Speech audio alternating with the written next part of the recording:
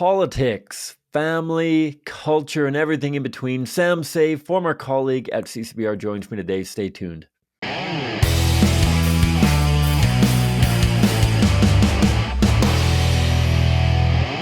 folks. Welcome back to the Pro-Life Guys podcast, a show dedicated to equipping you with the tools that you need to have compassionate and compelling conversations about abortion so that together we can change minds, save lives, and transform our culture. My name is Cam. I am the host of the show. Welcome back to all you longtime listeners, new listeners. Joy to have you along for the ride. I know that Sam is a big name in a lot of circles, and I am thrilled to have him back in the show. Good friend of the show. Worked with him here at CCBR, and it is a joy to be able to reconnect with him. He has a lot of very good, measured commentary going on right now. You can find him on Twitter. You can find him on his blog. He joins for lots of different radio shows and all that kind of thing, and so he's a great dude. Missing him and his wife and family. They're now down in Ohio. I'm up here in Calgary, Alberta, Canada. And yeah, we're just going to dive into some bonus content, some considerations about the upcoming American election. I spoke earlier this week about how to navigate conversations about politics, particularly about Donald Trump in conversations. So check that out if you haven't already. I'll drop it in the show notes below. Without further ado, here's my conversation with Sam Sey, I don't even know what he calls himself, of Slow to Write, executive director, the king of Slow to Write, whatever you want to call him. He's a great dude. Here's my conversation with him.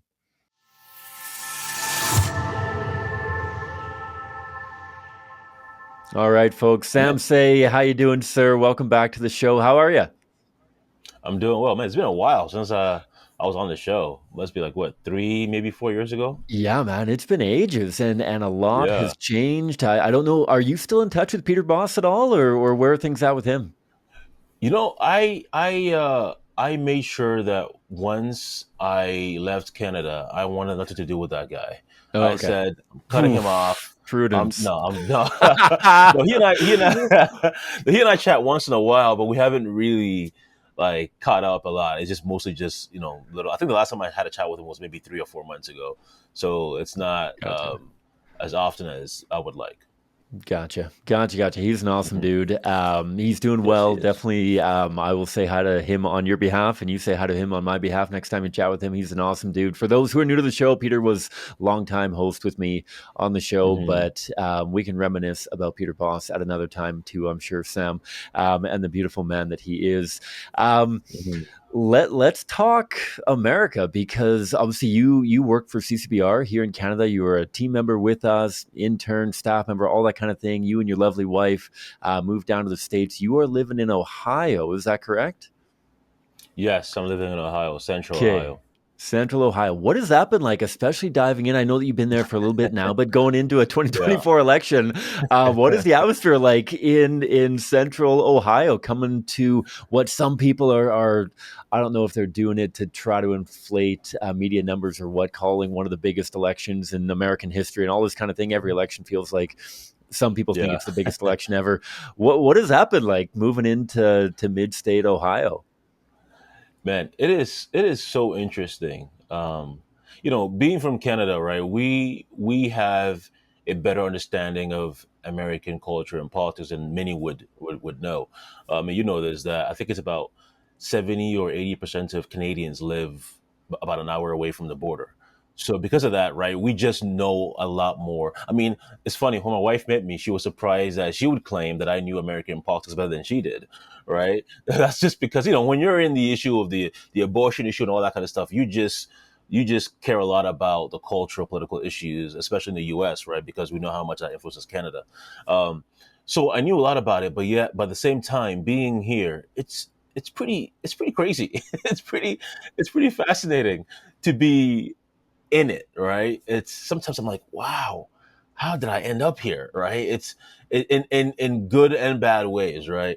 So one of the first things that I noticed right away, and again, we already knew this, I guess, in Canada, but being surrounded by it now, is that Canadians, we every nation is political in its own way, but Canada, we are much more apathetic about politics, at least like real politics in terms of, just being knowledgeable, being aware of what's going on in Canada. I mean, I don't know about you, but I would say to me, the very first time that I've seen Canadian politics become like the major topic in the culture to me. I mean, of course, you have elections and you have things like that, but in terms of a political issue really becoming the major topic that would even bring in protesting to me was really just the lockdowns, right? What happened with the convoy. That's the first time that I really saw politics. So imagine what was going on with that, right? And I think that's basically America every week. that's that's it's basically kind of like that. So, but no, but Canada, we're much more apathetic about abortion, whereas in the U.S. they care much more deeply. It's you know who's a Democrat and who's a Republican. I mean, I was saying to my wife that I recently saw someone with the American flag on their truck, and right away I know who they're voting for, right? And that's unfortunately a pretty sad reality about American politics. Um, so sorry, I'm forgetting part of what you asked, but being in Central Ohio, being in a small town, which is definitely Trump country. If you were to drive around my area, yeah, you will see so many Trump flags and things like that. So it's been really interesting to see because this is my first time. Of course, I moved here in 2022, and this is my first time really seeing the what it's like here during the presidential election. That's totally fair, and that's so interesting because I am not a super political dude, but I have definitely seen more presidential debates than I have for prime ministers in Canada, kind of thing, going into elections, and I feel like I'm You and curious everybody if else. right, right, like I remember seeing John McCain up there and Mitt Romney and whatever, and like this was as a kid Yeah, that really didn't know much or care much about politics, but like it dominated yeah, the scene, and like you knew that it was going to get talked yeah. about at school or at university or whatever. Um, Hmm. Whereas, and I wonder your thoughts on, like you mentioned, with abortion and other cultural, social issues being in play. I mean, we get asked often, and I know that political groups like Right Now and Campaign Life Coalition, whatever, in Canada, like so often they get asked, like, but what is the difference? Like, what is the difference between the Liberal Party and the Conservative Party? Because the Conservative Party isn't doing anything for Hmm. abortion. Conservative Party isn't doing Hmm. anything for any of these other Hmm. social issues, traditional marriage, whatever. Is it fair to say that people care more about politics or people are invested more in politics in America because it's more the dividing line is more profound, that it's not just minor economic issues and immigration policies. Obviously those are factors as well in American politics, but that there's also major social issues and major differences between your options in American politics. Is that fair to say? Oh, absolutely. As you said so eloquently, in Canada, the real issues between I mean, think about it, right? You have the NDP, the Liberal Party, and the Conservative Party. The NDP obviously is basically like I'll be as kind as possible, significantly left, right? Then you have the Liberal Party that's also significantly left, but just not quite as left as the NDP, who are very socialist, more so than the Liberal Party. And then you have the Conservative Party, which is conservative by name only. Look, I love Pierre Poilievre. I've been following him, but you and I know, on the issue of abortion, he is awful on abortion. Yeah, he's awful on abortion and on all the social issues too. But because he's strong on the economy, a lot of people, including pro-life people, are going to vote for him because also he's much more friendly to us than the rest. Even though his party has said they will not vote or support any kind of bill that would even reduce abortion, never mind even ending it completely. Um, so that's what we have here in Canada, right? And so all that is what that means is while there are some differences, it's not very major. So that's why I think it's rare to have something like what happened in 2022 with the convoy because there's not much difference to create just very passionate debates. There should be because of the issue of abortion, but it's just not that common. Whereas here in the U.S., there is a big difference.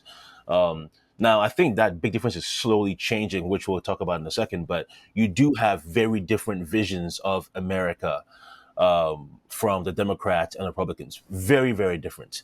And because of that, look, I'll say this publicly. I've said to my wife that while I think America, because of the nature of its founding, its constitution, and its checks and balances, while I think it is a healthier nation than Canada in many ways, I think that America has greater potential to destroy itself than Canada does, in the sense that Canada, I think we're dying in by like what is it, a death by a thousand cuts or something like that, right? We're kind of dying. The U.S. I think would just be death by like explosion. Just it's there's so yeah, there's so much tension going on. You see it right with the presidential with the assassination attempts against Trump, right? You have the attempts against his life twice in one election cycle. And then, never mind the fact that he's also being politically persecuted by his rival, that he might be in jail. I mean, everyone's kind of forgot about this, but he might be in jail. I don't think that will happen, but who knows, right? So there's just so much more differences here, which is leading to much more division and anger between people. Gotcha. Yeah. I think that's a great way to put it in it, and I'm curious how that trickles down, like you said, to the social fabric, the me's and the you's of society. Of like, obviously, the temperature is a lot hotter in a lot of ways, and you see that get whipped up at debates and rallies and conventions and all that kind of thing. Is it what does it look? Because I mean I know families here in Canada where every member of the family is voting for a different party, including the Green Party and the Elephant Party kind of thing, and that they all sit around the dinner table and sing Kumbaya before dinner, and then they all go their separate ways to their different political events, and there's no animosity whatsoever, and maybe there ought to be a little bit more tension between between families that hold those wide array of worldviews, but like Yeah. does that trickle down into the culture? Because obviously here in Canada, a lot of the media coverage is looking at how riled up this convention or that convention, and you wonder, okay, is this going to explode into the streets, right? And like Hmm. in Canada, you only ever see that when the Canucks lose the Stanley Cup kind of thing, and that's the only thing that's going to get you riled up enough. I mean, that's literally the only other thing that came to mind when you're mentioning the convoy of like, well, if we lose the cup, then we might go to the streets as well, but. Yeah, Um, yeah. do you know what I mean? Like, does that trickle into not that you're looking over your shoulder at the grocery store kind of thing, or like being concerned about what color jackets and whatnot, but like, does does that enter into day to day life in the grocery store, in the church, in the office buildings kind of thing? Does that political divide really play out culturally and socially at that micro level as well, or not quite as much as we might be led to believe? Yeah, I would say not quite as much as some might be led to believe. Okay. Now, don't get me wrong. I think culturally, the divide is very evident, right? No Mm. doubt about it. I mean, for example, I don't know about you, but I can't think of the last time a Canadian celebrity endorsed Trudeau or a liberal leader or maybe they did. We just didn't care. It wasn't relevant to us. Whereas here, just recently, everyone's been talking about Taylor Swift endorsing Kamala Harris. It's a big deal here, right? So, um, but in terms of the micro level, in terms of the grocery stores, people generally don't really care. There seems to be people just living their lives. Honestly, in ways that's kind of actually surprised me. As much as I've talked about how the tensions here of sorts are much more evident than they are in Canada. At the same time, you know, I've been surprised by the lack of strong reactions that I was expecting from Trump when Trump was nearly assassinated on live TV. That really shocked me. I thought I was with my wife's family, my in-laws, and when that whole thing happened, and we prayed immediately for peace, because we were worried, oh man, what's going to happen now?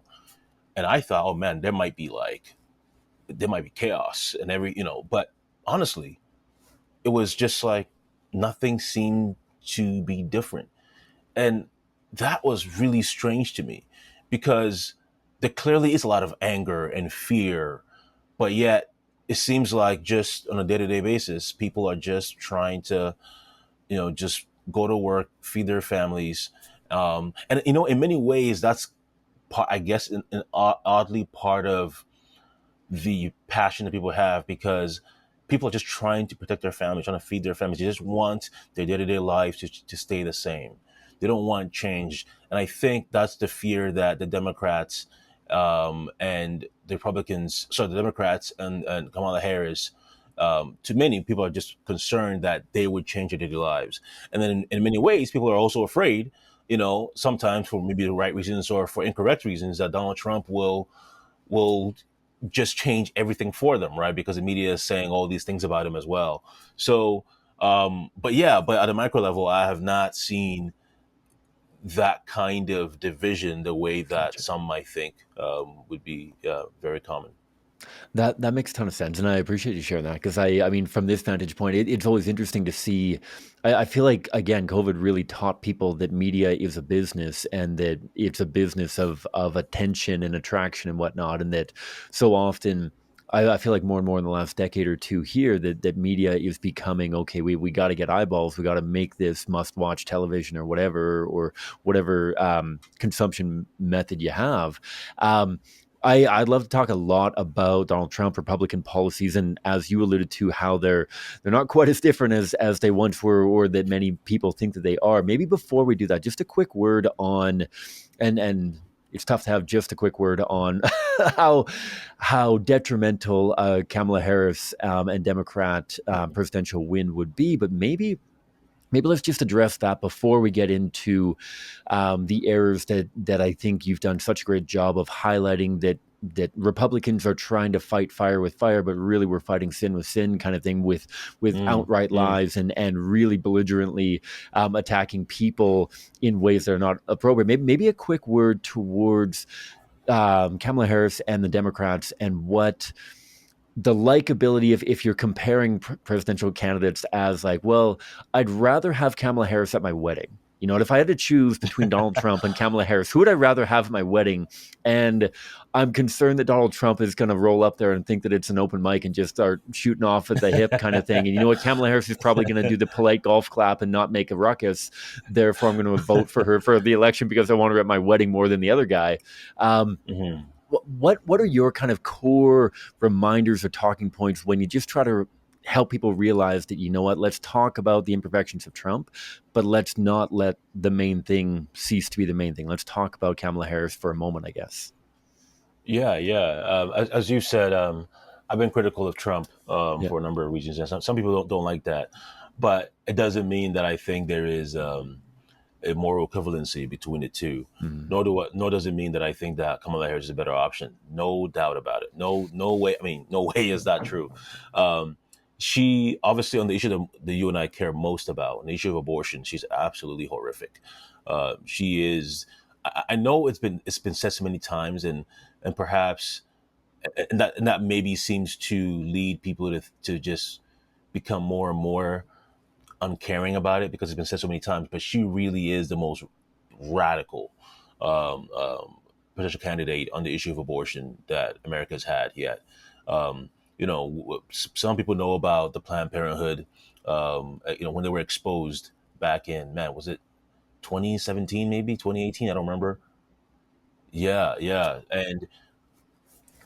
and she played a major role in shutting that down and persecuting these people, ruining their lives, harming their lives. She's played it even now. I mean, played a major role in. You now have so many pro-life advocates who are in prison, including like grandparents who are in prison, really targeting them. And that's not even talking about just the bills, right? So Tim Walz, her vice president nominee, anyways. Minnesota has one of the most radical laws right now on the issue of abortion. I think starting from last year, where it's just completely the children. It's very much like Canada's law on abortion, or no law on abortion, I should say. Whereas babies have zero rights whatsoever, and she nominated him for that reason. And then you also have the DNC, the Democratic National Convention, where they were aborting children at the DNC. Just insane. Just insane. Never like even even 4, 8 years ago, that was probably unthinkable. But now it's just like that's just the norm. Um, and then just on so many other things, just of course outside the issue of abortion, but just when it comes to a lot of the social issues that we care about, the LGBT issues, free speech, just also hinted at targeting, as Trudeau has said himself too, targeting the Prince of Care centers as well too, right? So all these different things, and of course the economy and all these different things out there, it's not even close. Donald Trump, while I'm not his biggest fan, he is easily, significantly a better option than Kamala Harris. And and the reason why I think some people are so fearful and they're willing to ignore some of Trump's faults is because um, I am not the kind of person that would say, and I mean, I've only been here for a couple of years, but even from just knowing American history and everything else, I wouldn't say it's the end of America as we know it if Kamala Harris wins. Um, maybe, I don't know if I can say this, but maybe that's because I think all of our Western nations are already on a very down. I think I think things are already not going great. I don't. I think it's just a regression to what has been started for decades already. So I think she might just be continuing what's happening already. However, um, the reason why I think people are saying that is because um, already right now, her and Joe Biden being in office that people want to forget about. Oddly, they've been radical. They've harmed America in so many ways, and the prospect of her being the president after Joe Biden, making things even worse. And because of just the animosity that she has for America's founding principles and how bad things are already right now, they're thinking, man, how much worse could it get with her? And I think that's leading to some, and understandably, a lot of fears about what will America look like, right? Because, especially because she's also persecuting with Joe Biden, Donald Trump. Donald Trump has his faults, but how they're going about this, I mean, it's unheard of for America to really persecute a candidate like Trump, a former president like Trump, and it seems like it's again politically driven. All of that just brings about a lot of anxiety and fears to people in terms of, well, if they're doing that to Donald Trump, will they be doing it to us? Well, they've been doing it already to pro-life people, and there's concerns that again it might be expanded to include other people as well. No, I think that's a great way to put it. And I think that people, I mean, I did a podcast recording that'll be coming out 2 days before this one comes out about how, and I'm curious your thoughts on the analogy. Obviously, at CSPR, we trot out the toddler all the time kind of thing. And excuse me. To imagine that you've got a very likable candidate who thinks it's okay to kill human beings up until 2 years after they're born. And they're very likable and they're very polite and they're very seemingly well put together and they've got complicated other things. And you've got another person who's I don't quite call bonkers, but like somebody who isn't quite as seemingly likable. And you know what? They're not perfect. They support killing born children up until 8 weeks after they're born. There's still a gigantic gap between those, and you know what? We need to have a better alternative, obviously. But if that's our alternative, we still have to let these big things be the biggest things. Yeah, absolutely. It's unfortunate that we have to make some of these choices, that we have to think about it. I think it's been, again, we say these things so often that it can be overlooked by a lot of people, but in any election cycle, and it's true for basically every nation, but especially these days in the West, you truly are picking between the greater evil and the lesser evil. And that's that in of itself is saddening, right? That especially for those of us who are pro-life, that we're not usually enthusiastic about the candidate. Usually they're letting us down, and we're just thinking, well, unfortunately, we got to look at, okay, what is most beneficial to our cause, who's most friendly to us, even though they are and the enemies of preborn babies, right? Who might be most friendly, and that in of itself is devastating to think about, and the consequences that it has on our nations. Yeah, absolutely. I wish that the most important issue in an election could be economic policy, or I wish that the most important issue could be something like that. I mentioned on the other podcast about how I've got a book by Winston Churchill where it's a commentary of his political opponents and colleagues and whatnot, just like I think he went through almost everybody who was a sitting politician in Britain at the time. It was published in Hmm. the early 1930s kind of thing, and the things that they disagreed about. And like, holy cow! If only that was if only that was the case now. Like, if only my choice was between Yeah. somebody who thought that we should be investing more into steam infrastructure or pursuing further in the horses kind of thing. You're like, okay, well, a kinder, gentler world when they weren't having to argue about whether or not it was okay to kill babies. That Yes. would be really Yes. cool. Um, Yeah. Hmm.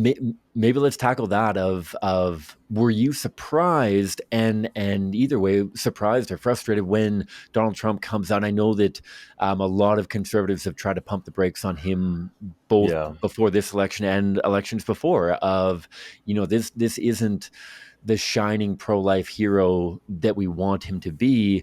His policy has changed. First of all, is that a surprise? And second of all, how did that reshape the conversation, if at all, around this Hmm. election, I guess? Hmm. Yeah, that's a great question. Um, in some ways, I wasn't surprised. In Mm, some ways, the okay. first reason is because we know that while Trump was very strong, surprisingly very strong on the issue of abortion, being extremely pro-life. Some of the most pro-life presidents of all time. I didn't really buy that. I know Jonathan Van Maren definitely doesn't like that. He despises that. but but regardless, he was very strong. Clearly, right? I mean, his nominations for the Supreme Court, especially, just vital, historic in being able to overturn Roe v. Wade. But then, unfortunately, in 2022, when he was out of office, just 2 years ago, um, the midterm elections, when the Republicans did not do as well as people hoped they would, he immediately, along with others, blamed it on the pro-life movement. He blamed it on the laws that were now triggered because of Roe v. Wade being overturned, and that really concerned me. And since then, he's just been really increasingly getting worse and worse with his rhetoric about the issue of abortion, and his really seems like a frustration or animosity with the pro-life movement.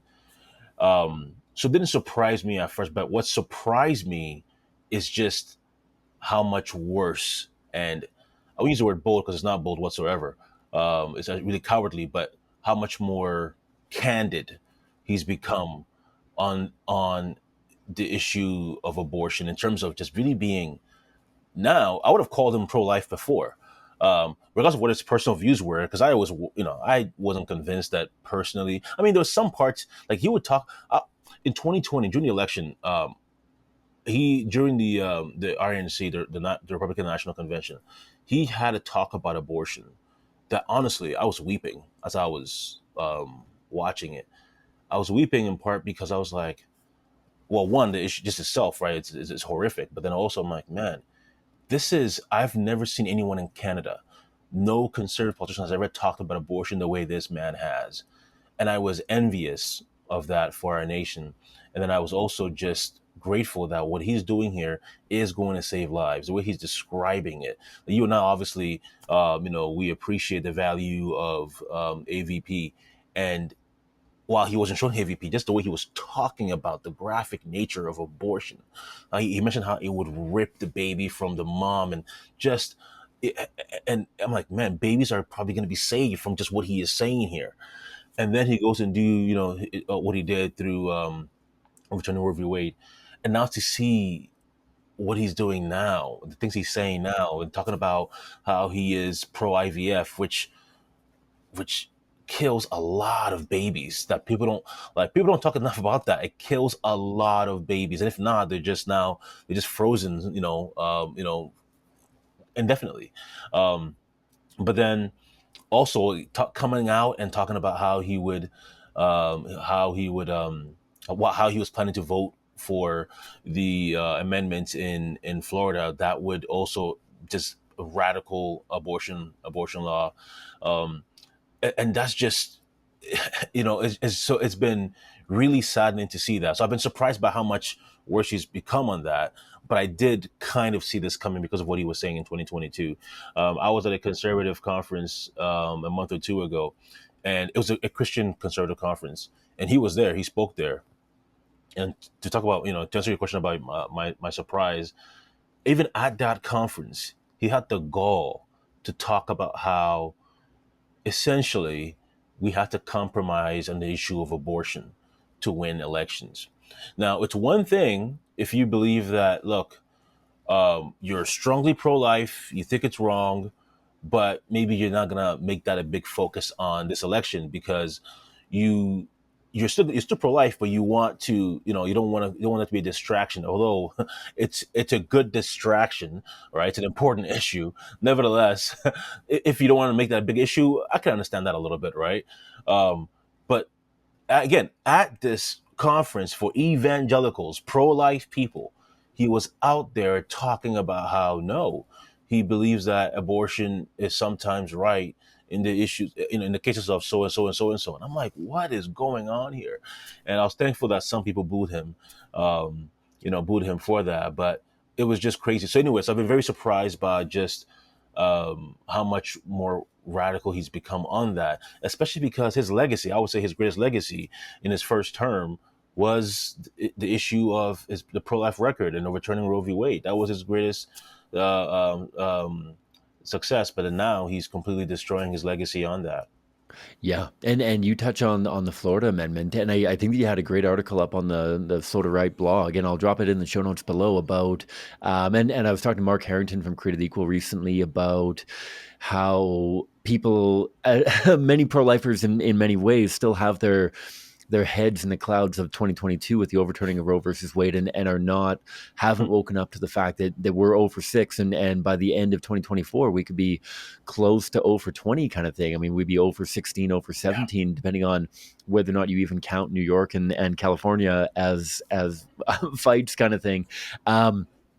Maybe an extra thought on that, and how this is something that I don't know if it's getting forgotten going into this election because of how much the media is pushing people towards the divide between Harrison Yeah. and Trump, but maybe a thought on what's going on at the state level and how all of the work that went into overturning Roe v. Wade, not that it's being undone, but that maybe the foot isn't on the gas pedal as much as it should be going into these constitutional amendments and whatnot at the state level.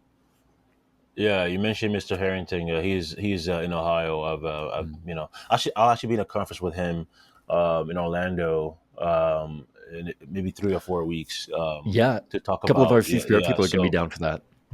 nice. Yeah, Oh, I'm Virginia's looking going to be forward to that. there and a few others. Yeah, yeah.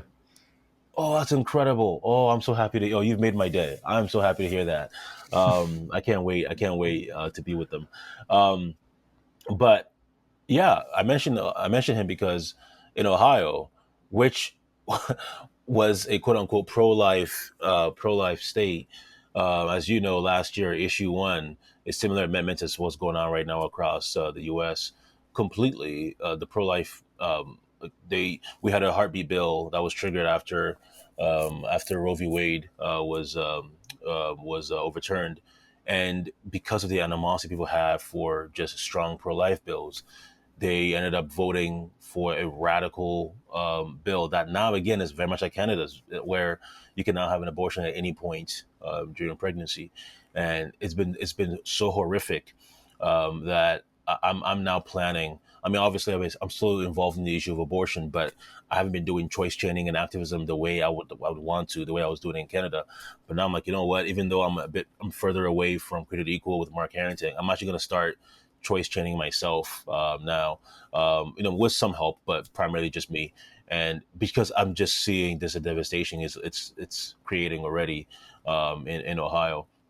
But these bills, Mr. Harrington is right. Mark Harrington is right by saying that the pro-life movement still has its heads in the clouds, and it's understandable, right? Roe v. Wade was such a massive, massive win, a historic win, one of the greatest news we've had, I would say, in American history. It just itself, it's just incredible that it was overturned, and to see that just 2 years after that, how quickly things are changing with momentum, right? Because here's the thing, you know, it's become more obvious that voting for pro-life politicians and voting for the issue of abortion itself are two different things.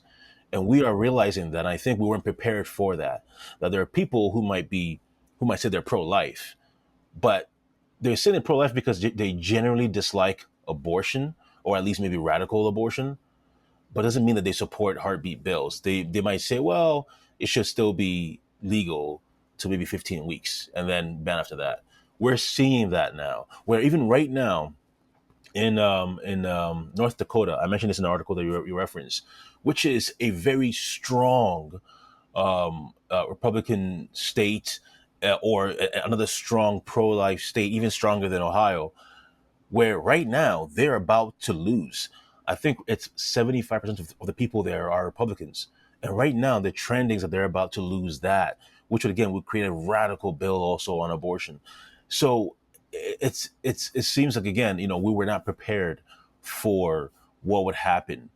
We knew that some states would have worse laws on abortion, but we just didn't think that the abortion lobby would have this strategy of making it a referendum. And to Mark Harrington's credit, I remember the day when review was returned. I was actually with him, and I remember him telling me how concerned he was about this.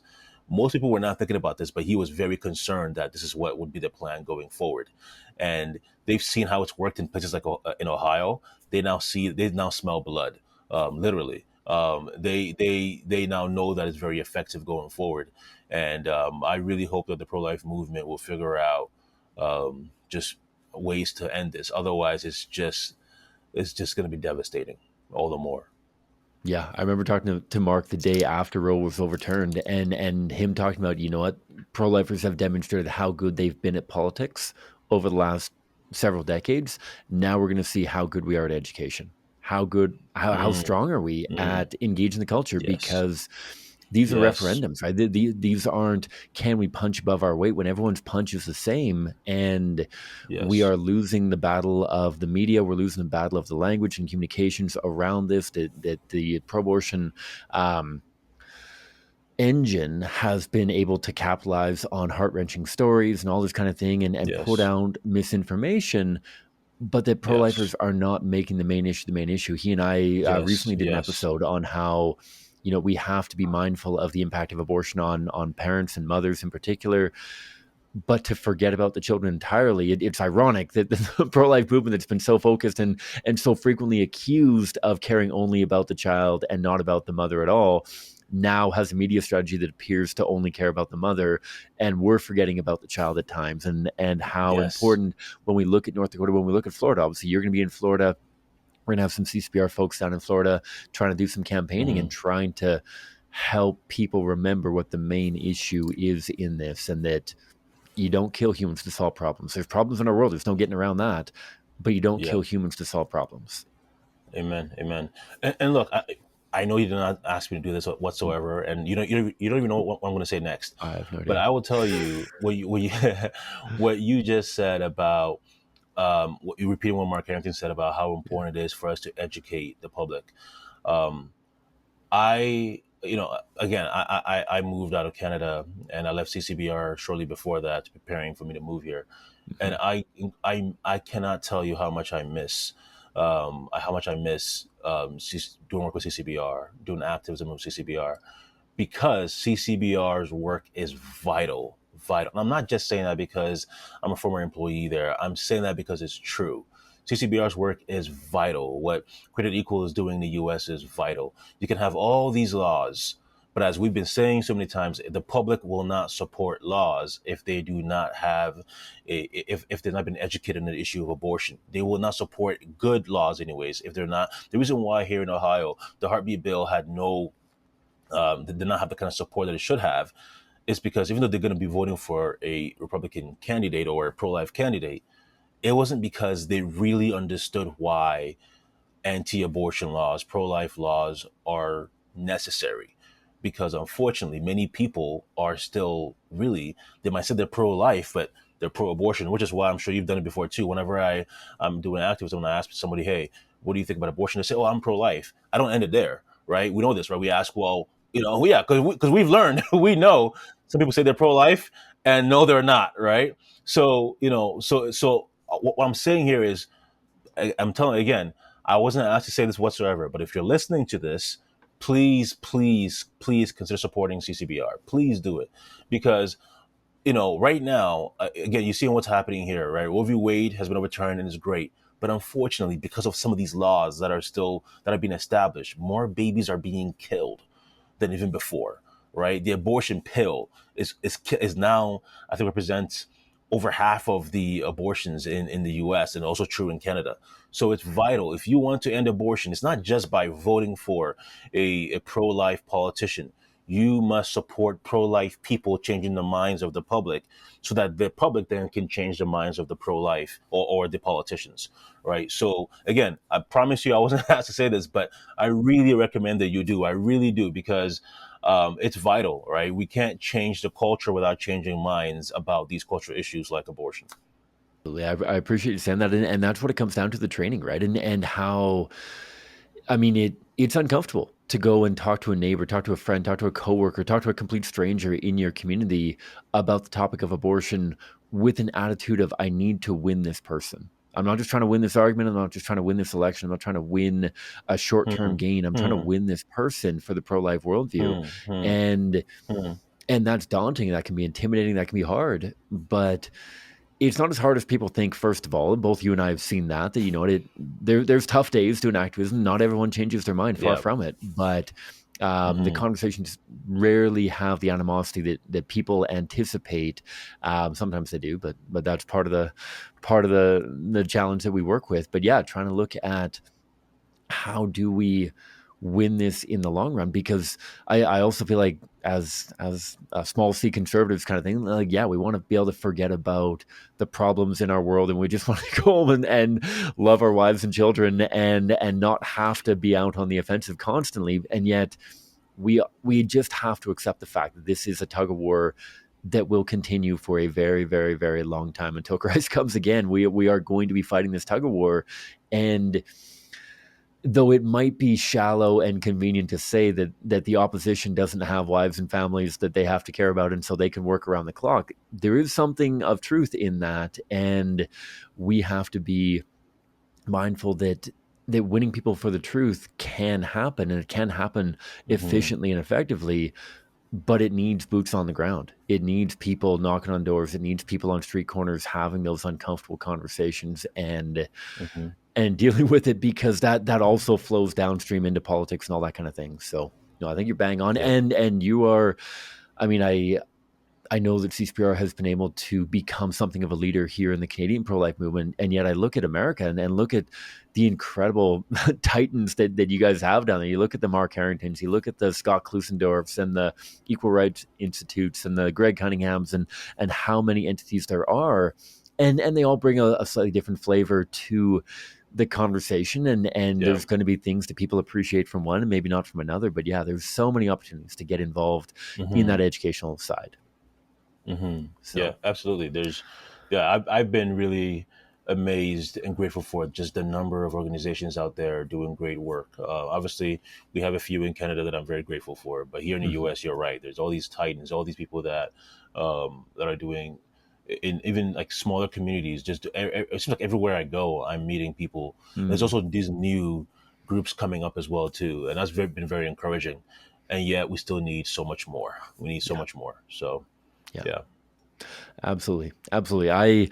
We could go on all afternoon. I'm going to start winding this down with a few frequently asked questions, because I'm sure that, I mean, you've been speaking all over. I feel like every time I see you on Twitter, or Facebook, you're talking about speaking at another conference here, or commenting on this or that or the other thing. Like, I don't know if you always do Q&As associated with the talks that you give, or how much Hmm. you get into the comment section of your Twitter profile and whatnot.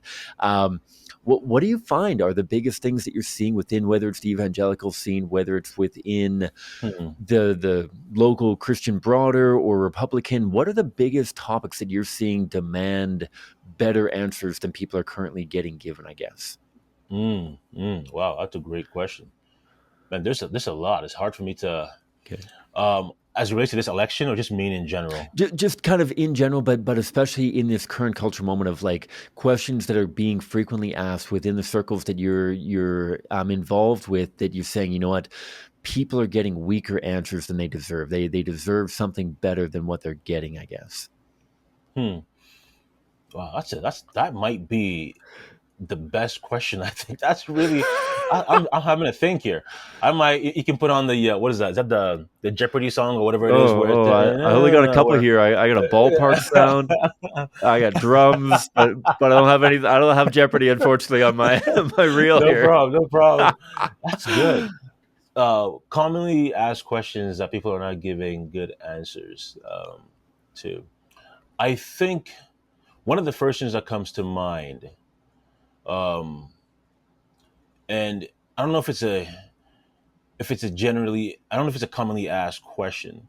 I mean, I've been asked, I've been seeing it being said a lot, but I know that there haven't been good answers for this, for what I've seen myself, um, and I think a lot of it comes down to, we've mentioned, when it comes to Trump and Kamala Harris, we've talked about how Kamala Harris is a horrible candidate, but Trump isn't a great candidate either. He's not whatsoever.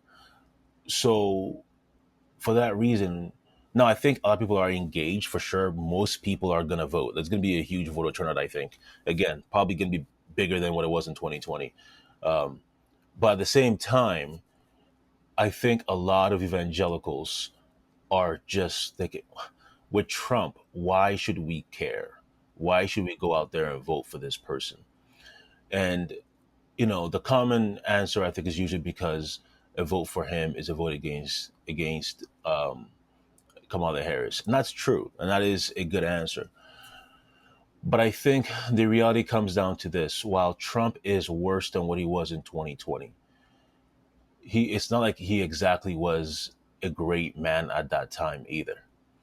And he was able to, and you know what? Even before I even get to that, we've seen, because I was going to say that he's able to be influenced by the pro-life movement, by evangelicals, in ways that I've not seen with any other presidential candidate. Now Bush was very close with very close with the evangelicals, but even with him, partly because he was already firm on these issues already, but even with him, it's not like he was as, I don't mean this in a bad way, but it's not like he's as easily influenced in a good sense as Donald Trump is.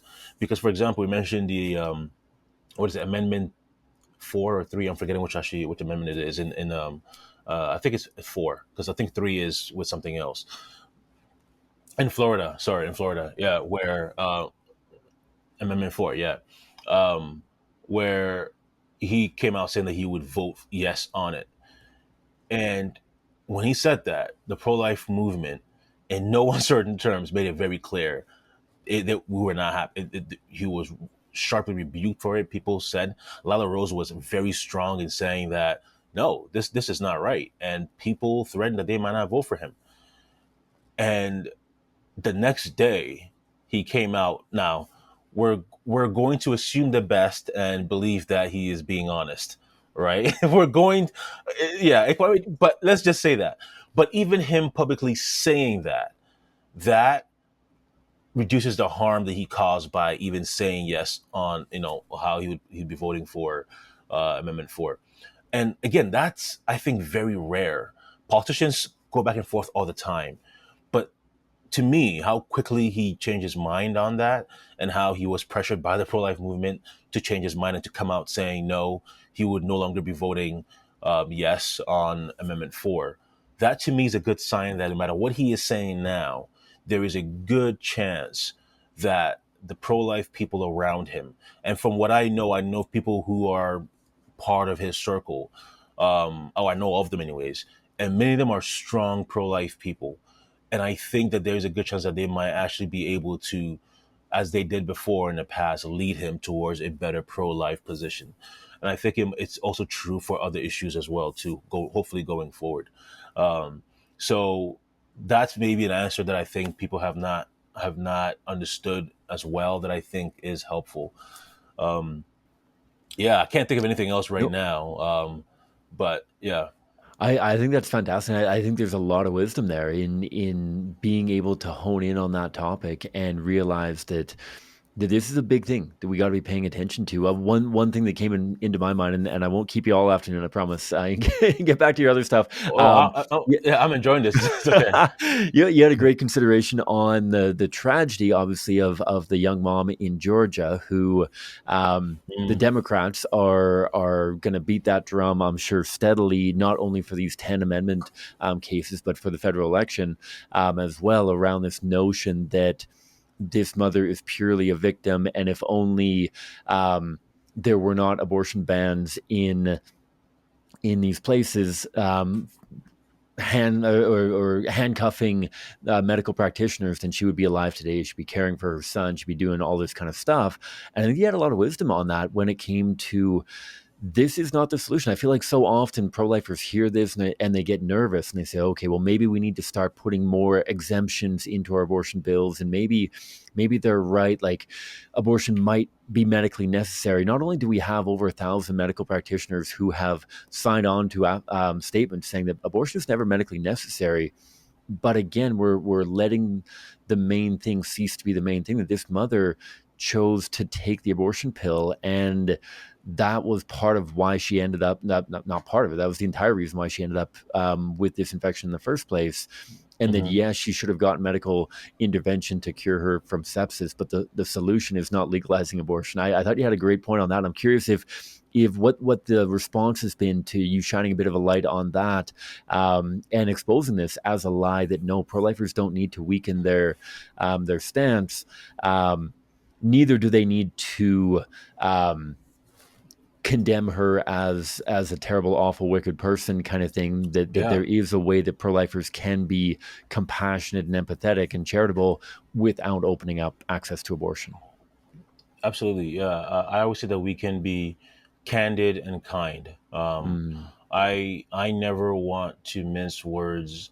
Again, going back to AVP, right? yeah. AVP is you see the horrific nature of abortion. I want my words as a writer. I want my words to be able to capture the horrific nature of abortion the way that AVP does. That's one big influence that CCBR has had on me. And so I never want to mince words on abortion, but I also never want to be unkind. I never want to be sinning, while I'm trying to end sin, right? That's just not you can't be satanic and trying to drive out, Satan. That's not how it works. Um, so so I appreciate what you're saying there. But yeah, I one of the things that I really wanted to communicate in addressing that issue is I wanted to go on the attack, not the defensive. So often the pro-life movement, as you said, we are so fearful of these things. No, the media is lying about this because they know the truth harms them. They know this. They know that. That's why they're lying about what really caused her death. So I want to say, no, she died, and it's horrific that she died in this way. But the reality is that she died because of the abortion pill. This isn't about the consequences of pro-life bills. It's clearly the consequences of the abortion pill. She died because of abortion, right? That's the tragedy of it. Not just her, of course, but her twins. It's horrific. There are three people who died from this, right? So what needs to happen here is we need to say, guys, the the pro-abortion movement claims that the pill, the abortion pill, is even safer than Tylenol.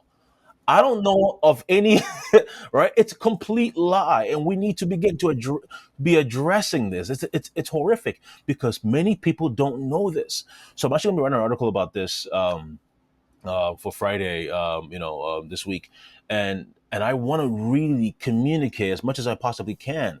I want to be kind. I want to be compassionate because it's I don't want anyone to die even as they're sinning, right? It's saddening. It's horrific. If it was somebody that I knew, and we all know people who've had abortions, right? I'll be devastated. I don't want this. I'm sad about her children. I'm also sad about her dying as well. But the reality is that it's not the pro-life movement that failed her, right? It is the abortion pill that she took, right? Recommended by the pro-abortion people that have failed her. And they're still failing her by lying about what caused her death. I If I can't imagine. It's not, you don't love by, the Bible says that love does not rejoice at wrongdoing. You're not loving someone, you're not caring for someone if you're sinning, if you're lying about the nature of their death. It actually shows a hate for her. If you really love her and if you really want to protect people from dying, you say, hey, yeah, guys, the abortion pill always kills the baby, but it sometimes also kills the mom, right? But they won't say that because, yeah, they'll say, well, it's very rare. It might be rare, the same way that cops killing unarmed black people might be rare, but yet it still happens and you talk about it. So even though the abortion pill is killing, the mom is rare, it still happens, and it's necessary then for us to address it and for the pro life movement to not be fearful, but to be on the attack in a kind yet candid way. Yeah, no, absolutely. I think that's bang on, and being able to shine a light on that and say this, like, yeah, at times, whether it's I mean, I don't know if the doctors themselves are part of the pro life movement, but yeah, at times, giving out hand grenades to your society and then blaming the doctors for not being able to save people when the hand grenades go off, kind of thing. Like that is absolutely backwards to think about who's the perpetrator of this problem right now. Oh, well, it's because we're underfunding our hospitals. No, it's because you're giving them grenades. It's because like we are literally equipping people with weapons that are, I mean, I Yeah. did an episode with the Charlotte Lozier Institute, and they had like some insane stats. They were reviewing Medicaid applications for insurance or whatever, and they found that close to 25%. I want to say I'll put the report in the show notes in case I'm way off on this, but it was something insane, like 25 or 30% of people who were prescribed the abortion pill ended up in an emergency room for hemorrhaging or Oh, wow. related concerns within a month afterwards. And that the Wow. majority of Can these you please people send me are, that? That's yeah, it was Yeah, bonkers. wow. And just this idea that, yeah, that somehow it's the pro-lifers' fault for not being able to do this, when really we've equipped people with a brutally insane, I mean, this isn't even to get into, and we won't get into it here, the links between Yeah. hormonal cancers and abortion and contraception pill and cancers and all this kind of stuff. Like there's so much around this. And sure, a doctor might say in passing of like, just so you know, there's a 1 in 10,000 chance that you might end up in hospital. Like you and I have probably heard that at the dentist before of like, just so you know, numbing your face might, like, you Yeah. could end up with a major thing, but like the weight of that is never actually communicated, especially when it's Yeah. this alarming frequency. So no, Yeah. 100%. And I mean, even if the number really is 1 in 10,000, when you consider that there are roughly about 600,000 or 700,000, people who've had taken the abortion pill Yeah. every year in the U.S., Yep. that's a lot of people. That's a lot of people. What is it? Hundreds of people, Yeah. right? That would be hospitalized for this. So that's a lot. And when that happens, you're going to have people like Amber Thurman, who will lose their Hmm. lives. And yeah, you're Yeah. right. You cannot blame the doctors for this. It's the Hmm. cause of death. It's not the doctors. It's the pill. Yeah, yeah, absolutely. All right, let's put a bow on this. I'll drop the Soda Right blog in the show notes below. You mentioned that you're going to be down in Orlando as part of the Operation Save America stuff that they're doing there for the Amendment 4. Mhm. What else do you have coming down the tube? Um, yeah, well, I mentioned earlier that I'm going to be reaching out to Created Equal soon to start to maybe just get some of the signs and start doing work around here. I really miss doing that. That's hopefully going to be something in the next few months that I'll be doing. I'm trying to finish up a curriculum that I've been working on the issue of critical race theory. Um, I'm hopefully preparing to start writing a book very soon. So it's a lot of changes. Yeah, a lot of things. New things that I'm working on. Very excited about it. Cool, cool. That is so exciting. I'll look forward to the book. See if I can sneak myself a signed copy at some point because that'd be super cool. You don't Not to need a give signed away. copy, man. Stop it. I will teach you. So I sign. I don't know how many people know this, Jonathan. I doubt that you're listening, but if you are listening, I sign your books all the time. Just so you know, I sign Jonathan's books as Cam Cote, Jonathan's 14th or 15th best friend. And I just do that all the time. And so I'm going to buy a box of your books and I'll just start giving them out. Sam says, he told me that I asked him the best question he'd heard on a podcast before. I'm going to write this big note as I sign off your books. No, that's fantastic. No, I super appreciate you taking the time and chat with me here. Hopefully we can do this again soon, whether pre-election, post-election, just about anything. I've had a blast here. So I appreciate the time, brother. Absolutely. Yeah, I thank you too. Anytime you want to have me on, let me know and I'll be on. Beautiful. Beautiful. God bless. Bless your family, all that goes on. And yeah, hope to talk soon. All right, folks, there's my conversation with Sam Sey from Slow to Write, former colleague at CCBR. Is a great dude, and I hope that you enjoyed the conversation as much as I did. Lots of content there, lots of wisdom and insight from Sam. Really appreciate him taking the time to join the show. I hope that you enjoyed it. Don't hesitate to let me know if you have questions, concerns, comments, ideas, topics that you'd love for me to cover, whether as core apologetics content or bonus content. As I alluded to, or I have alluded to, I am really enjoying getting back in the studio as much as I am. The bonus content, I hope that you're enjoying it as well. And look for more coming out soon. Thanks so much. May God bless you abundantly. Wherever you're at, however many hours are left in your day.